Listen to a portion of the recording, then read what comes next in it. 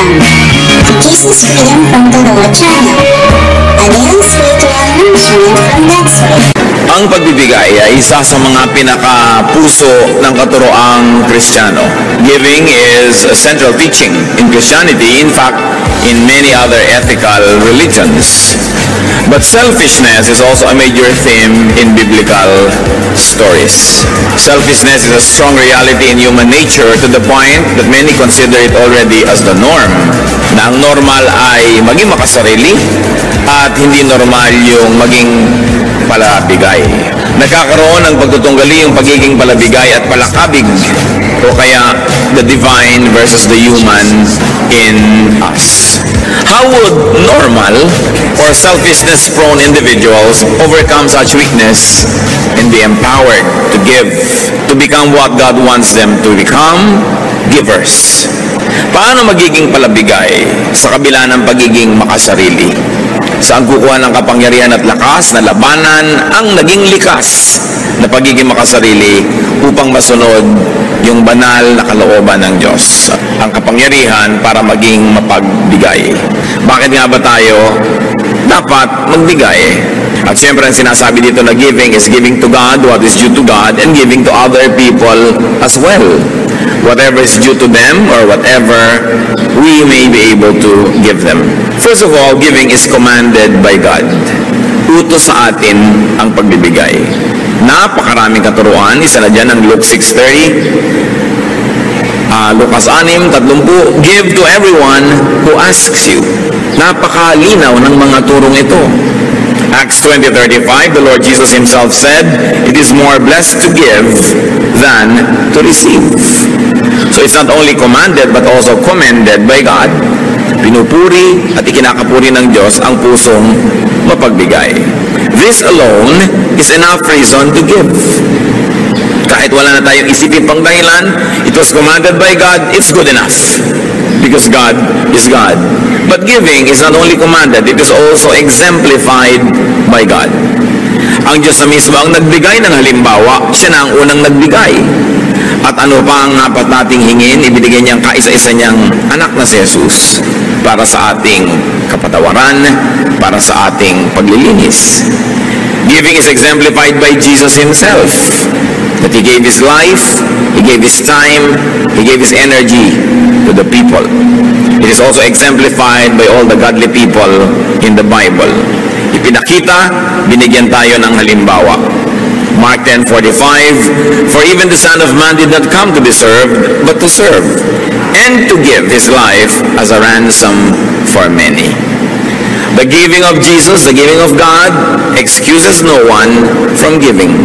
Kung ang Diyos ang mga sa langit, kung si Jesus nga sa lupa nagbigay, tayo pa kaya na lahat naman ng ating tinatangkilik ay natanggap lang naman natin sa Panginoon. Giving is also reflective of God. Ang Diyos ay liwanag. Ang tao parang salamin. Kung maganda ang iyong pag-uri ng salamin, pag tama sa ng liwanag, ang liwanag na ito ay makikita rin ng iba. You reflect the light. Christians and believers, the people of God, are like gems. Gems by themselves don't sparkle. They only reflect the light. And because God is light and God is a giver, we who are mirrors and gems must reflect that giving spirit. The people who don't receive the direct giving from God will experience God's giving through us. Kaya nakikita nila ang liwanag dahil sa atin na nagpapatalsik ng liwanag na ito oras na tayo ay tinamaan. Therefore, the mirror honors the light. Giving reflects God's character. Proverbs 14:31, whoever is kind to the needy honors God. Napupuri ang Diyos. At dapat naman na Diyos ang mapuri. Pag tayo nagbibigay, hindi tayo mismo. Bakit? Sapagkat ang ibinibigay naman natin ay natanggap din natin mula sa Diyos. Hindi naman tayo pinagmumulan. Taga-abot lang tayo. At sa pag-aabot natin, tayo man ay nakikinabang at maraming na ibibigay din sa atin ng Panginoon. Kaya napupuri siya at dapat lang na siya ang mapuri. 2 Corinthians 9:13, because of the service by which you have proved yourselves, men will praise God for the obedience that accompanies your confession of the gospel of Christ, and for your generosity in sharing with them and with with everyone else. Kaya napakainam nung palabigay tayo, napupuri ang Diyos. Kung ang damot-damot mo, mapipintasan ng Diyos. Sabihin, ganyan ba Kristiyano? Ganyan ba yung mga born again? Ganyan ba yung mga pa-Bible? Ang damot-damot. Indirectly, napipintasan ang Panginoon. Pero pag kami mga palabigay, sabihin iba, bakit yung mga yan nagbibigay sa mga hindi nila kilala? Mga nasalanta ng bagyo, mga kung ano nagugutom sa kalye. Kasi mga Christian yan, napupuri ang Diyos.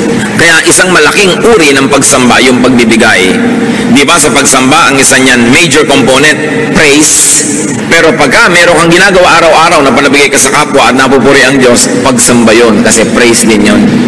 Hindi lang sa pagkakahaleluya, pagtataas ng kamay, pagtugtog, pagsayaw. Sa pang-araw-araw na buhay, we can do praise and worship. When God is praised and worshiped through our kindness. Giving also blesses the recipient. It spreads goods and goodwill. And beyond that, giving also blesses the giver. Kung merong napagpapala, pag may nagbibigay, unang-una na yung nagbibigay. Kasi kung hindi naman siya nabigyan na nauna pa, wala naman siyang ipapamigay.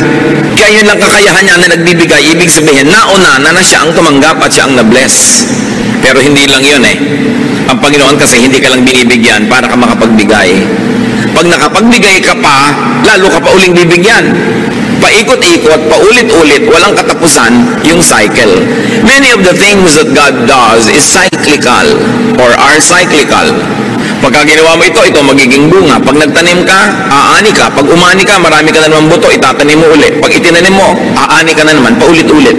At ganun din yun. Binigyan ka ng Panginoon, nagbigay ka, bibigyan ka ulit. Makakapagbigay ka tuloy na naman. At dahil nagbigay ka, bibigyan ka ulit. But when you enter the cycle of poverty and the cycle of selfishness, magdadamot ka, hindi ka magbibigay, therefore hindi ka bibigyan ng Diyos. Lalo ka ngayong kinapos. At habang kinakapos ka, lalo kang dadamot. Dahil self-preservation yung iniisip mo. Habang dumadamot ka, lalong hindi ka na naman magbibigay. At lalong hindi ka nagbibigay, lalong hindi ka na naman makakatanggap. Palubog ka ng palubog sa ginagawa mong cycle of poverty. Samantalang kung giver ka, pataas ang pataas yung cycle of abundance. Luke 6:38, give and it will be given to you. A good measure, pressed down, shaken together, and running over will be poured into your lap. For with the measure you use, it will be measured to you. Lagi natin ito nadidinig, siksik, liglig, umaapaw ang ibabalik sa iyo ng Diyos kung ikaw ay mapagbigay. Because giving sets a blessing machinery in motion. Pag nagbigay ka, para ka may pinindot na switch ng pabrika, aandar lahat yung mga parts noon, iikot, aandar ang ending, may lalabas na produkto, patungo dun sa bibigyan mo at patungo rin sa iyo at yung naluwalhati ang Diyos. Hindi mo pwedeng pigilin yon, automatic. Pag may ginawa kang mali, may itinanim ka, aandar yung makinarya, ang lalabas na bunga noon kaparusahan. Kung minsan matagal lang lumabas, akala mo lusot ka na. Pagka naman nagbigay ka, gumawa ka ng mabuti, pinindot mo rin yung automatic switch, aandar din yung makinarya ng Diyos, hindi yung titigil hanggang hindi lumalabas yung produkto. Pagpapala doon sa iyong binigyan, pagpapala sa iyo at kaluwalhatian ng Diyos. Automatic. Kung minsan din, matagal lumalik yung gantimpala, akala mo wala na. Tapos sa panahon na gipit ka, nalimutan mo na meron ka palang points, biglang lumalabas yun. Maraming nagpapatotoon yan. Mga hindi nila inaasahan kung saan nagmumula ng mga blessing. Tapos maalala nila, oo nga pala, somewhere in time, ako ay merong ginawang mabuti. At ang Diyos kasi hindi lumilimot sa ginagawang mabuti. Ang Diyos kasi ayaw niyang may utang siya sa tao. Sino naman tayo para magpautang sa Diyos? Papayag ba ang Diyos na siya may utang sa nilalang lang niya? So oras ay kayo nagbibigay at gumagawa ng mabuti, susuklian niya ng sobra-sobra para at the end of the day, ikaw pa rin ang may utang na loob at hindi siya. Napakasimple ng logic na yon. Hindi papayag ang Diyos na siya itong may utang sa tao. Kaya walang pagbibigay sa kapwa o sa Panginoon ang nakakalugi. Hindi ka papayagan ng Diyos na malugi at mapintasan mo siya. Dahil yan ang kanyang katuruan. Giving pleases God. Therefore, it opens the door to followership to Jesus. Yung mga iba gustong-gustong sumunod kay Jesus. Tulad ng isang mayamang lalaki, sabi niya, anong dapat kong gawin para makasama sa inyo? Matthew 19:21, Jesus answered, if you want to be perfect, go, sell your possessions and give to the poor, and you will have treasure in heaven. Then come, follow me. Ang gusto ni Jesus na kasama, mayayaman, pero mayayaman sa mabubuting gawa.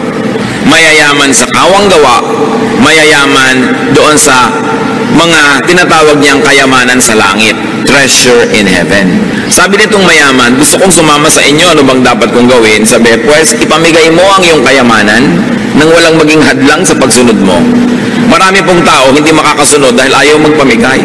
Pero kitang-kita natin dito, ginawa ni Lord na isang requirement, hindi sa lahat ito ha, marahil lang ang taong ito, sobrang din ang pag-ibig sa kayamanan niya na hindi niya pwedeng ibigin ng Diyos kasi sabay, dalawa yung iniibig mo. Pero kung malinaw naman sa iyo na Diyos ang nauna mong iniibig, ngayon nagkataon ka namang mayaman din, hindi naman kailangan ipamigay mo lahat yan. Pero ang point, kung alam mo na ito nang nakakasagabal, naglalayo sa iyo sa Diyos, paano ka susunod sa Panginoon kung may iba kang sinusundan at magkaibang direksyon ang pinupuntahan nun at magkaibang tinig ang tumatawag sa iyo? Malungkot na umuwi ang lalaking yon kasi hindi niya nabitawan ang kanyang kayamanan. Sayang naman kasi halos 2,000 taon na ang nakalipas. Sasandali lang naman siyang nabuhay, hindi pa niya ginamit yung sandali na yon para maging masunurin sa Panginoon. Na kung ang hinihingi ng Panginoon sa kanyang pagsunod natin sa kanya ay maging palabigay, this alone should motivate and inspire believers to give. What about the power to give? Bakit natin tinatawag na power ang nagbibigay? Sino po ang mas makapangyarihang tao? Yung kaya niyang manutok ng baril, bumaril ng kapwa, manakit, mangagaw, mangguska, o yung mapagbigay? Higit na makapangyarihan yung mapagbigay. Bakit? Sapagkat tayo'y likas na mararamot. Tayo'y mga likas na makasarili. Selfishness is like the power of gravity. It is like the power of distorted natural law. It is the norm. It is what can be expected. Napakasama ng puso ng tao. Genesis 6:5, the Lord saw how great man's wickedness on the earth had become, and that every inclination of the thoughts of his heart was only evil all the time. Nakita ng Panginoon kung paano nahulog ang tao sa kasamaan na wala siyang iniisip kundi ang pagiging makasarili. Bakit ngayon malakas yung nakakapagbigay? Labanan mo yung force of gravity. Tatalon ka sa building pero hindi ka mahuhulog dahil there is so much power, tumataas ka pa nga, yun ang power. Yung meron kang gusto mo para sa sarili mo na ibibigay mo sa iyong kapwa, makapangyarihan ka sa tulong ng Diyos. Yung mga magulang na kakainin na lang ibinibigay pa sa anak, makapangyarihan ang kilos ng Espiritu sa ganong puso. Yun ang mga tunay na tagumpay. Yun ang tunay na sinasaluduhan na kapangyarihan. Yung matanggihan ang sarili at mapagbigyan ang kapwa. It takes so much resolve and energy and power to give. That is why giving is part of praise and worship. No true worshiper comes before God empty-handed. Kahit sa Biblia, sinasabi yun, huwag kayong haharap sa akin na wala man lang bit-bit. Why? Because giving is a triumph of the divine. Sa puso natin na may Espiritu ng Diyos at sa puso nating nananahan din ang Espiritu ng kasamaan, tuwing nagbibigay ka, ang nagtatagumpay ay yung Espiritu ng Diyos. Pero tuwing nagiging makasarili ka, ang nagtatagumpay, your dark side, the selfish side. Kaya isang pagsamba na may dala-dala kang offering, kasi kung susundin mo lang sarili mo o si Satanas, hindi mo ibibigay yun. Panghihinayangan mo yun para sa sarili mo na lang. Yung maitanggal mo sa sarili mo yun at maiabot mo't maibigay, isang malaking tagumpay ng paglaban sa likas na pagiging makasarili. Pag nakikita ko po kung paano tayo nagsusuporta sa ating mga gawain, mga mission natin, mga project, talagang hindi ko mapigil ang sarili kong purihin ng Diyos, because for every person that gives, there is a triumphant spirit. And for every person, of course, that withholds, it is so saddening, not only because there is no offering, but more importantly, dahil yung tao na yon natalo ng kanyang pagiging makasarili. Natalo ng udyok ng pagiging makasarili. Now, how can we be empowered to give, to obey, and to praise God? How can we be empowered to give and be good to others? First, need and want less. Para tayo makapagbigay at magkaroon ng ganong kapangyarihan, bawasan ang mga listahan ng pangangailangan at mga hinahabol-habol at mga gusto. Habang dumadami ang gusto natin na maging atin, makamkam, masarili, matamasa, andun lang yun, isa lang ang size ng puso natin. Pag maraming space doon, pinuno natin ang mga needs and wants and desires, lumiliit yung espasyo na natitira sa pagiging mapagbigay. Kaya ang una nating dapat ginagawa upang lumaki ang kapangyarihan natin magbigay, paliitin ang ating mga pagnanasa. Hindi pwedeng sabay na pinapalaki yan dahil sila ay magkokompetisyon para sa espasyo. And it takes realization and genuine enlightenment. It takes reflection and a decision to win and be a giver. Laging nagtatalo ang sarili. Sayang naman ito, papakinabangan ko ito, may magagawa pa ako dito. Ecclesiastes 5:10, whoever loves money never has money enough. Whoever loves wealth is never satisfied with his income. Pagka umiibig ka sa salapi, kahit gaano karami ang dumating sa'yo, kulang. Kaya makikita mo iba, wow, buti na lang umaasenso ang buhay mo. Kulang pa nga marami pa akong needs. Nakakatamad madinig. Pero pag sabi mo, wow, may bago kayo palang mga gamit, binibless ka lang, oo nga, praise God. Napakasarap pakinggan. Yung iba naman kasi daing ng daing dahil baka mautangan. Kahit ang dami-dami na, wala nga. At may mga kilala po tayo mga kapatid, mag-ingat-ingat kayo sa kasasabi nyo ng wala. Kasasabi ng wala, na wala nga. Because there is power in our spoken words. Yung meron ka na, daing ka pa ng daing, nawawala. Samantalang kahit konti, yung parang ang sarap-sarap mong magsalita na, wow, ang yaman-yaman natin, kahit konti, hindi sa pagyayabang, kundi sa pag-appreciate sa Diyos, dumadami. Subukan nyo. Sinabi nga ng Diyos, let there be light, nagka-light. So pag sinabi mo, ang bata, ang galing-galing yan, gumagaling. Pero pag sinabi, ang bata yan, walang kwenta, lagi niya nadidinig, nagiging walang kwenta siya. May kapangyarihan kasi ating salita. Kaya huwag tayong daing ng daing. Lagi nilang gusto kaawaan, lagi nilang gusto makadilihensya. Kaya tuloy ang nangyayari, lalo naghihirap. Yung mga paladaing, nakaka-asenso ba yun? Pahirap din ang pahirap. Wala din namang natutupad dun sa kanilang mga pagsasalitang yan eh. Pero yung palabigay, sabi sa Proverbs 28:27, he who gives to the poor will lack nothing. The Lord will either give you great rewards or the Lord will give you the great spirit of contentment. Therefore, you lack nothing. Paano ba nagiging mayaman ang tao? Una, kung dumami ang sobra-sobra niyang pera, o kung kontento siya sa konti niya, daig pa niya mayaman. Yung marunong makontento sa konti, daig niya yung marami, pero hindi kontento. Sino ang mahirap? Yung kahit ang dami-dami na, naghahangad pa ng mas marami, pobre yun, maralita. Kaya kailangan nakikita natin kung ano ang ginagawa ng Espiritu ng Diyos sa puso ng tao. Pinapayaman tayo. Kung hindi mo tayo buhusan ng kutak-kutak na material na mga pagpapala, nagkakaroon tayo ng Espiritong marunong matuwa, maging sa konti. Mayaman ka rin ang feeling mo nun. Either you are rich or you're feeling rich. Sino bang mas masaya sa dalawa? Di ba yung feeling rich? Kahit na hindi naman talaga, pero you feel rich. Nakikita niyo yung mga tindera sa palengking nagpapapedicure pa habang nakaupo sa isang sakong kamote. Feeling rich. 30 pesos lang yung pedicure niya, pero donyang-donya siya. May mga bulak pa sa pagitan ng mga daliri. No? Talagang akala mo, napakasaya. Pero kung ang dami mong pera, you are not feeling rich, nagreklamo ka pa rin, pobre ka, kawawa naman. So learn contentment. 1 Timothy 6:6, but godliness with contentment is great gain. For we brought nothing into the world, and we can take nothing out of it. But if we have food and clothing, we will be content with that. Pinanganak ka daw na walang dala, aalis kang walang dala. Ano lang ang pwede mong dalin doon sa kabilang buhay? Yung naideposito mo habang nabubuhay ka dito sa bangko ng paggawa ng mabuti. Yung mga gumagawa ng mabuti, palabigay, nagde-deposit ang withdrawal sa langit. Hindi mo pwedeng dalhin, pero pwede mong i-deposit habang nandito ka, doon na lang ang withdrawal.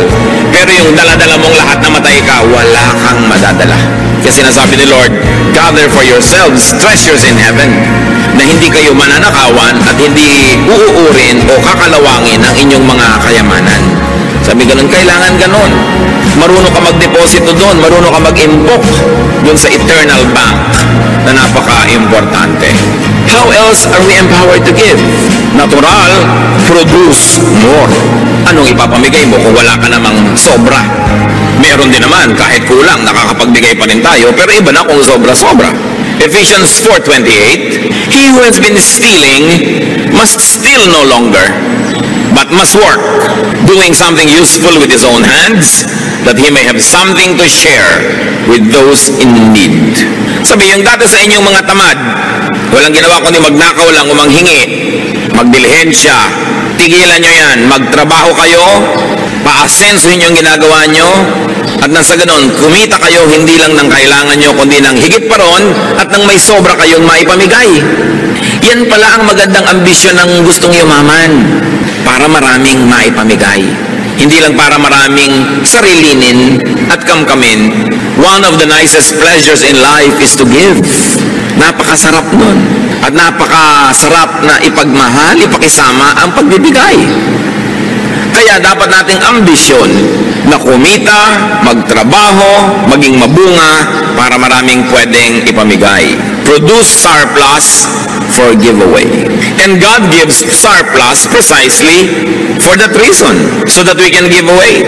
Kung binibigyan kayo ng Diyos ng higit sa inyong pang-araw-araw na pangangailangan, may assignment kayo magbigay.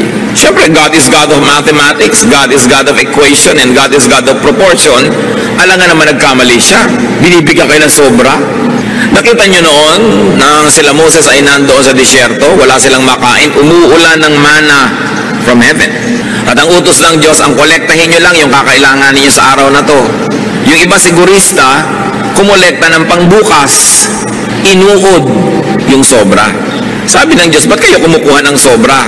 Hindi ba kayo nananalig na bukas nandun uli ako at bukas magbibigay uli ako? Yung sobra niyong pag-iimpok, isang pagpapatunay na hindi kayo nananalig sa aking pangakong bibigyan ko kayo araw-araw. Kaya nabulok. Ngayon, kung binibigyan ka ng sobra, anong dahilan? Para ka makapagbigay. Hindi para maging makasarili ka lamang. Pagkamat hindi man masamang may iniimpok-impok ka, lalo gusto mong mamuhunan, gusto mong may gawin na ganot ganyan, pero hindi lang para sa sarili. Bawat tumatanggap ng sobra, may assignment from God.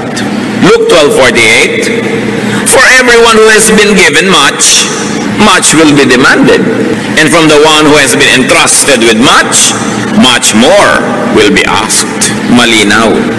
Ang binibigyan ng sobra, paghahanapan ng Diyos nung sobrang yun. Kung ano ang kanyang ginawa. Mas mataas ang expectation ng Panginoon sa kanyang mas pinagpapala. Kaya yung pagpapalang tinatanggap natin sa Panginoon is a form of responsibility. It is God's trust. Trust fund niya yun. Hindi sa atin lahat. Bagamat salamat, meron tayong parte dun. Kaya nga sa atin inaabot para rin tayo magkaroon. Pero hindi lahat para sa atin. How else can we be empowered to give, to be acquainted with, and to know suffering from unmet needs? Pag sobrang maluwag ang inyong buhay, kailangan reacquaint yourself with suffering. Don't fail na makipagkwentuhan sa inyong mga labandera, sa mga tindera, mga manikurista, mga mekaniko, mga taxi driver, mga taong nagsisikap, mga isang kahig, isang tuka, mga taong dalawang kahig, kalahating tuka. Kulang na kulang ang kinikita. Kasi kung tayo nakikisalamuha, nakikipagmabutihan, at nakikisangkot sa mga nangangailangan, muling nabubuhay yung espiritu sa atin ng charity. Pagka nakakasalamuha ka sa mga taong konting-konting halaga, napakalaking bagay sa kanila, natututunan mong magbigay ng mga halagang yon at natututunan mong magtipid sa iyong mga luho. Dahil alam mo na ang konting luho ko, malaking bagay na para sa mga sobrang gutom. Pero pag tayo nag-social climb at ang lagi niyong kasalamuha, yung big spenders, yung napakararaming pera at hindi makapagkapwa, sarili ang inaasikaso, gumagastos ng napakalalaking mga pera para sa mga hindi naman mga masyadong kailangan sa buhay. Pag yan ang lagi niyong kasama, kayo'y mamamanhid sa daing at pangangailangan ng mga kapuspalad. At ang gagawin ninyo, makikisama kayo sa kanilang mga paglustay, sisikapin yung kumita ng marami para lang kayong makasabay sa kanilang mga kaluhuan. Pero hindi tayo dapat maligaw. Tayo ay may pananagutan sa ating kapwa. Kaya dapat, kahit ang ating mga anak, kung lumalaki sa ginhawa, dapat nyo silang iminumulat sa mga pangangailangan ng mga sarili nilang mga pinsan na maaaring higit na nagdaraho kaysa sa inyo. Kailangan silang dinadala sa mga lugar na nakakita silang pagdurusa at hirap para sila ay magkaroon ng malasakit sa kapwa. Hindi yung lagi silang ikinukulong sa mga air-conditioned cars at mga air-conditioned homes at sa mga gated villages at sila ay nagiging bulag sa katotohanan ng pagdurusa ng sangkatauhan. Dapat lagi tayong nagre-reacquaint. Katulad ng Panginoong Yesus, ang anak ng Diyos ay bumaba mula sa ginhawa at luwalhati ng langit para makisalamuha sa mga tao, para maranasan niya ang hirap ng mga tao at nang sa ganon, hindi lang niya nauunawa sa isip, alam niya sa gawa kung paano makipaglaban sa kasalanan at kahirapan. At dahil ang anak ng Diyos ay nabuhay bilang tao at dumanas ng lahat ng uri ng tukso na salamat na lang at kanya na pagtagumpayan, ano ang naging bunga? Naging mapagtanggap si Jesus sa mga makasalanan, mapagpatawad, maibigin, mapagbigay, mapagpagaling sapagkat naramdaman niya ang lahat ng hirap.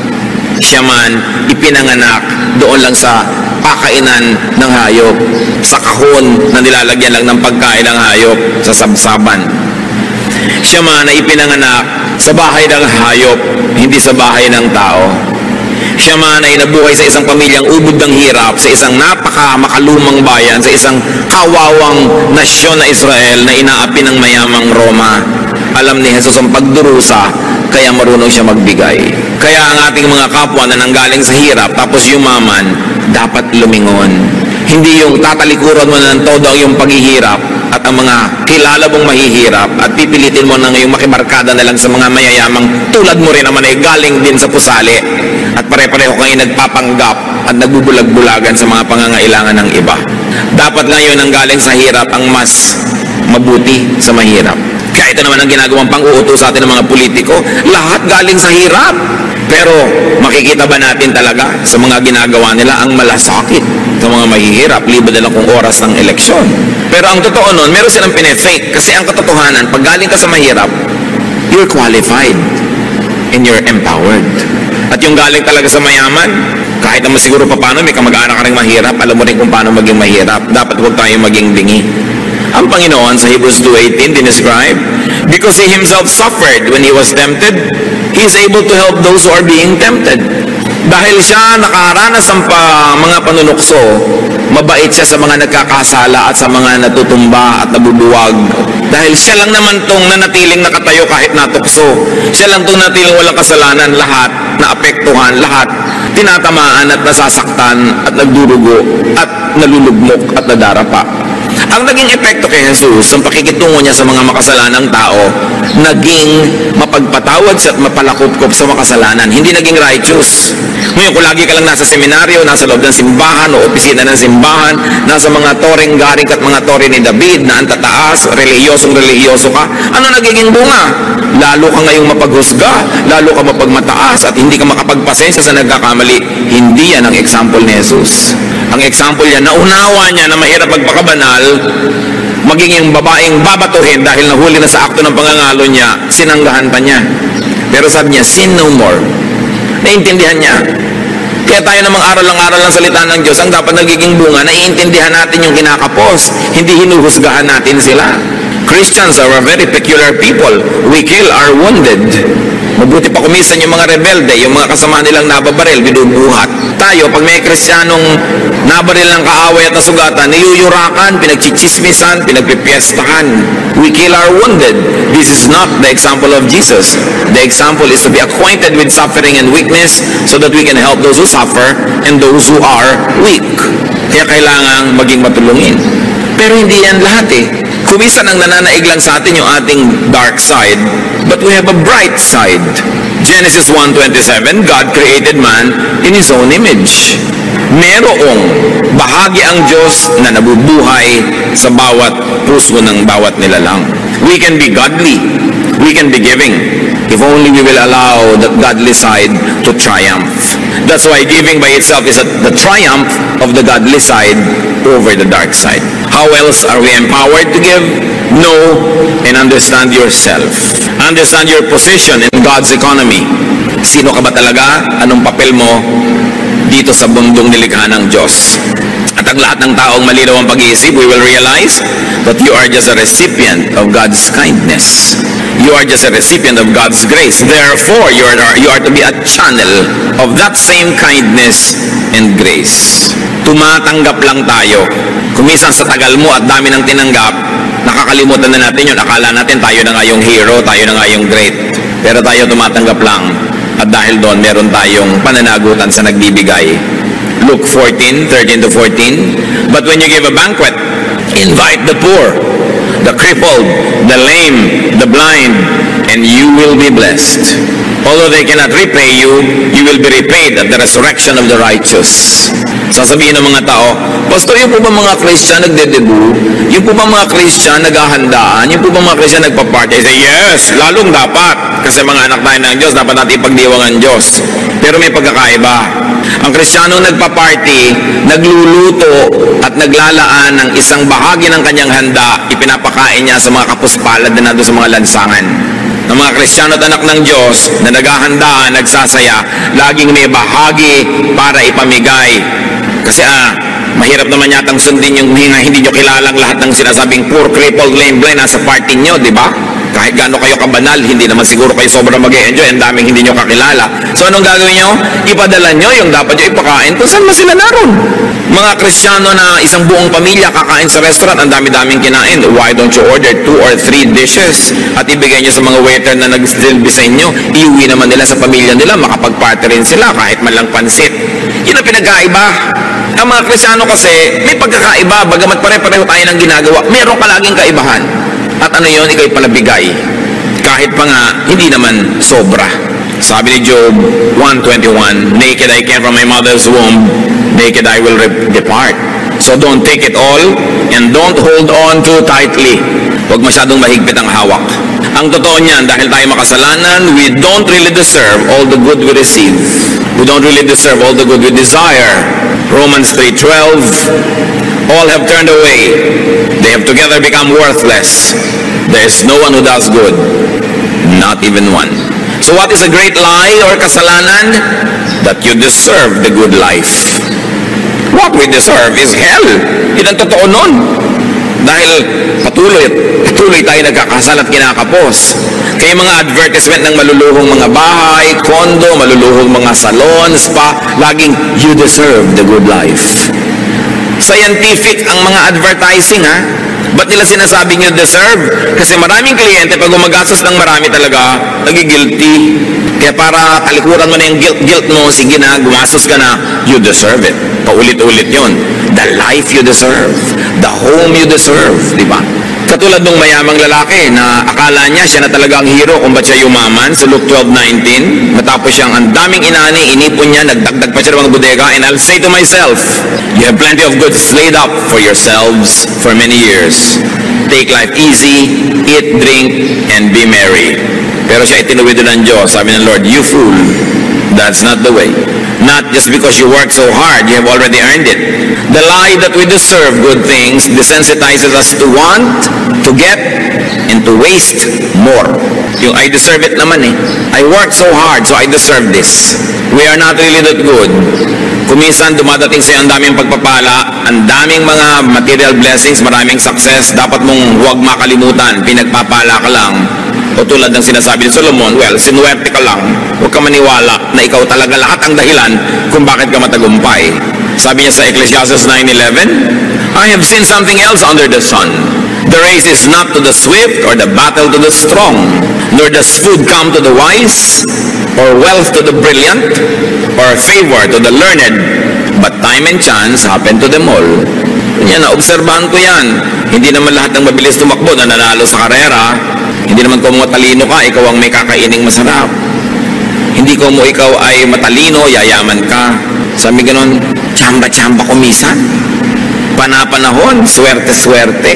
Time and chance happen to all. At lahat sa atin na nagtagumpay at patuloy na nagtatagumpay, alam nyo, ang laki ng element ng chance.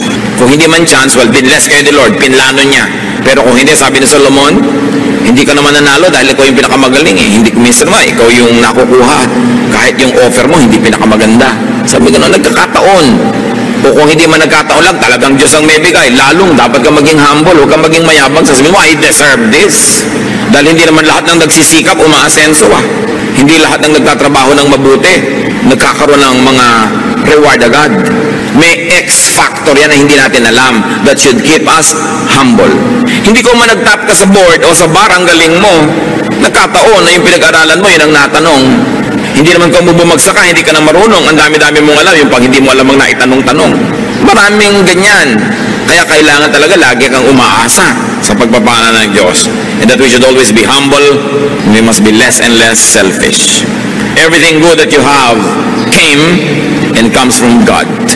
Ecclesiastes 5:19, God gives man wealth and possession and enables him to enjoy them. This is a gift of God. Regalo.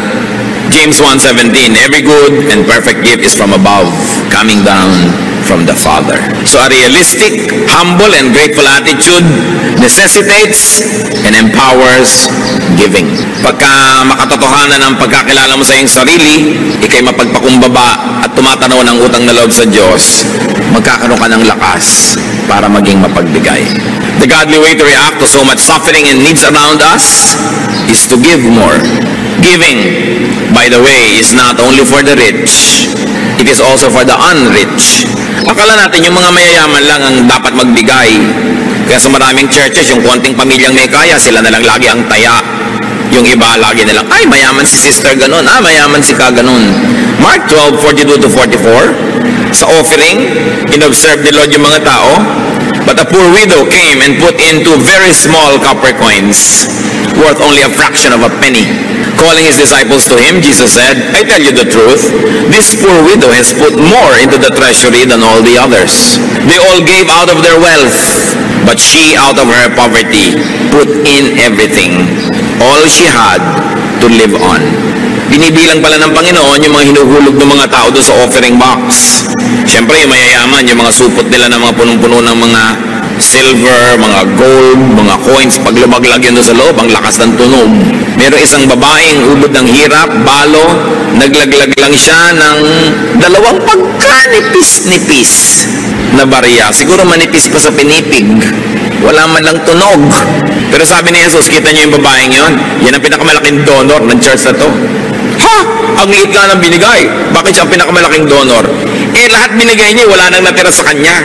Ang binibilang pala ng Panginoon, hindi yung inilagay mo, kundi yung natira pa sa iyo matapos ka maglagay. At doon nakabase sa kanya kung sino ang biggest donor. Nakikita natin, giving is not only for the rich. Giving is for everybody. From each according to ability. That is how it should be. So you can give from your own neediness. Hindi yan excuse. Nung nagkaroon ng kontribusyon ng mga churches all over the known world, pati yung mga poor churches, akala nyo exempted? Hindi. Merong isang super hirap na church na puri masyado. Kasi hindi siya nagpa-exempt dahil mahirap siya. Siya pa ang nagpilit na isali siya sa mga magbibigay sa pangangailangan. 2 Corinthians 8:2. And now, brothers, we want you to know about the grace that God has given the Macedonian churches. Out of the most severe trial, their overflowing joy and their extreme poverty welled up in rich generosity. For I testify that they gave as much as they were able and even beyond their ability. Sabi ni Paul, alam nyo yung mga churches sa Macedonia, sa kabila ng kanilang sobrang mga kagipitan, lalo namang nag-umapaw ang kanilang pagiging mapagbigay. Sa tingin ko, pinakamayaman sila sapagkat sa kabila ng yon, lampas pa sa kaya nila, ginawa nila. And up to now, we are talking about these Macedonian churches. Meanwhile, while giving is not only for the rich to do, giving is not only to the poor. Ang pagbibigay, hindi lang para sa mahirap. It is also to the hardworking, to the enterprising, the productive, and the fruitful. Lagi nating nire-reward ang poverty. Every politician likes to give to the poor. Kanino nila kukunin yung ibibigay nila to the poor? Di from the middle class. Ang bigat naman ng bayan na ito, pasan-pasan ng napakakonting middle class dahil sobrang mayayaman, yun nga ang mga lumulusob sa mga bangko ng gobyerno at kumuutang ng mga pera ng bayan. Yung mayayaman nga ang napakagagaling magpalusot sa pagbabayad ng buwis. Yung maliliit nga manggagawa, kinikita palang buwan-buwan, binabawas na ang kanilang taxes, withheld. Yung mayayaman, at the end of the year pa yan sisingilin, ang gagaling ng mga abogado, yan ang nagpapalusot pa, samantalang sila itong umuutang at namumuhunan galing sa pera ng bayan. Kasi sila itong may mga koneksyon. Anak nila ang mga congressman, pinsan nila ang mga senator, sila ang lumulusob sa kayamanan ng bayan at gumagamit ito. Pero sila ang number 1 tax evaders. Daig nila ang mahihirap sa tax evasion. Promise. Kaya nga ang yayaman diba? Pero kaya tayo naman laging give to the poor, give to the poor. You give to the poor, yes, but don't forget to give to the deserving. Ang gobyerno, lagi ang policy, bigyan ng mahihirap. Anong ibinibigay sa middle class na nagsisikap magtrabaho? Anong ibinibigay sa mga taxpayers? Nasaan ang mga pinupuntahan ng mga buwis na ibinabayad ng taxpayer? May konti kang lupa, nagbabayad ka ng realty tax, at kung ano-ano, titirhan ng squatter, ibibigay sa squatter yung lote mo, ikaw pa magbabayad para siya umalis. This is unjust. You don't give only to the poor, you give to those who work hard. You reward good labor. So, ang policy ng Panginoon, hindi yung always give to the poor, pero tamad. Alam nyo yung may binigyan yung Diyos na binigay sa example ng isang parable, pinuhunan na ng 10, pinuhunan ng 5, at saka 1. Yung 10, pagbalik nung nagbigay ng puhunan, naging 20. Sabi ba, sa'yo na yan, ang galing mo. Yung 5, naging 10, napatubo, ang galing mo. Yung 1, walang kinita. Sabi yung 1 mo, babawiin ko sa'yo, ibibigay ko doon sa may 20. Yun ang policy ng Panginoon. Reward those who work hard. Matthew 25:20, for everyone who has will be given more, and he will have an abundance. Whoever does not have, even what he has will be taken from him. Si Jesus ang nagsasabi niyan, huwag kayo nag-iisip ng mga wrong-headed charity, bigay lang ng bigay, parang naglalagay kayo ng tubig sa mga butas na balde, wala rin nangyayari. Sabi yung nakakapagparami ng puhunan, yun ang gantimpalaan at bigyan ng marami pa dahil may nagagawa siyang mainam. Sa mga kamag-anak nyo, yung hingi lang ng hingi, wala namang ginagawa. Huwag niyong pagbibigyan yan. Hindi naman nagtatrabaho, panay panghingi ng pang-load. Wala nang ang trabaho, ang arte-arte pa ng cellphone, may folding bed sa loob. Pag hindi sila productive, sayang ang perang binibigay nyo. Pag nakakita kayo ng kamag-anak nyo na, uy, binigay mo ng konting pera, bumili ng kawali at saging na saban at tinda ng banana Q, yun ang pagbibigyan nyo dahil tatami binibigay nyo doon. Pero yung konting bibigay mo, magmamall agad, magpa-party na, ano mangyayari doon? Ulitin natin ang Matthew 25:20, galing sa bibig ng Panginoon ito. Dibdibin nyo to. For everyone who has will be given more, and he will have an abundance. Whoever does not have, even what he has, will be taken from him. In the context of katamaran ito, huwag niyong lalayo. Kung tamad ka, yung konting nasa iyo, dapat palang bawiin, sayang lang. Ibigay doon sa makakapagparami. The blessing of abundance is empowerment to give. The downside of poverty is your inability to give. Napakasarap nung nakapagbibigay. So give to those who earn and deserve it. Because we are measured not by what we receive, but by what we give. Giving is one of man's most victorious acts versus the temptation to be selfish. Giving is one of man's most powerful acts. So be empowered to give. Ang tanong, at dito tayo magtatapos, ano ang pumipigil sa atin para magbigay? At kung nagbibigay naman tayo, anong pumipigil sa atin para magbigay ng lubos? Lalong-lalot kung pinagpapala naman tayo ng Panginoon. Mga magulang, nagbibigay ba tayo ng lubos sa ating mga anak? Mga anak, nagbibigay ba tayo ng lubos sa ating mga magulang? Mga magkakapatid? Mga employers, nagbibigay ba kayo ng tama, lubos sa inyong mga empleyado? Mga empleyado, nagbibigay ba kayo ng tama sa inyong mga amo? Na kayo matapat, nagtatrabaho ng mahusay? Ang pagbibigay ay utos ng Diyos, halimbawa ng Diyos at ng Panginoon, at ipinangako niyang pinagpapala niya ang nagbibigay.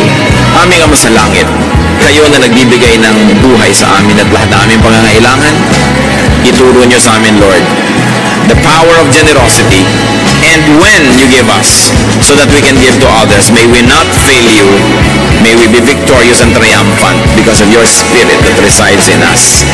Turuan mo kami na tanggihan ang aming pagiging makasarili para mangamkam at maging amin lang ang lahat, kundi bukas namin ang aming palad at puso para dumaloy mula rito ang pagpapalang mula sa inyo tungo sa marami. pagpalain niyo po kami. Mga kapatid, pagbulay-bulayan natin sumandali sa katahimikan kung ano-ano pa ang mga kahulugan ng mga paalalang ito sa ating buhay.